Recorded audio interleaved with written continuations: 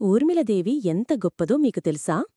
శ్రీరాముడి పట్టాభిషేకమన్న శుభవార్తని ముందుగా స్పందించి సంతోషించిన వ్యక్తి ఊర్మిళదేవి. అదే ఆనందంతో ఆ వైభవాన్ని ఊహించుకుంటూ అంతఃపురంలో ఒక కల్పన చిత్రాన్ని గీస్తూ ఉంది.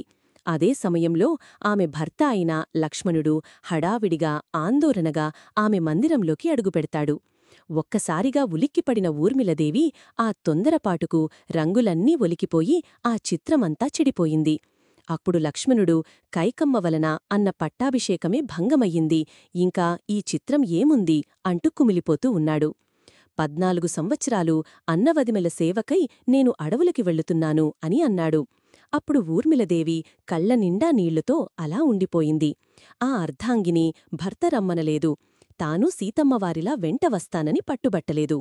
పైగా అన్నవదినల సేవలో తరించండి, కాని నా ప్రార్థన ఒక్కటే, మీరు వనవాసకాలంలో నా గురించి ఒక్క క్షణం ఆలోచించినా నా మనసు చలించిపోతుంది, మీ సేవకు ఆటంకం కలుగుతుంది, నా గురించి ఆలోచించకండి, నా చెంత వీడండి అని అంది ఊర్మిళదేవి. సీతారామ లక్ష్మణుల వీడ్కోలు పలికేందుకు అంతఃపురం విడిచి బయటకి రాలేదు.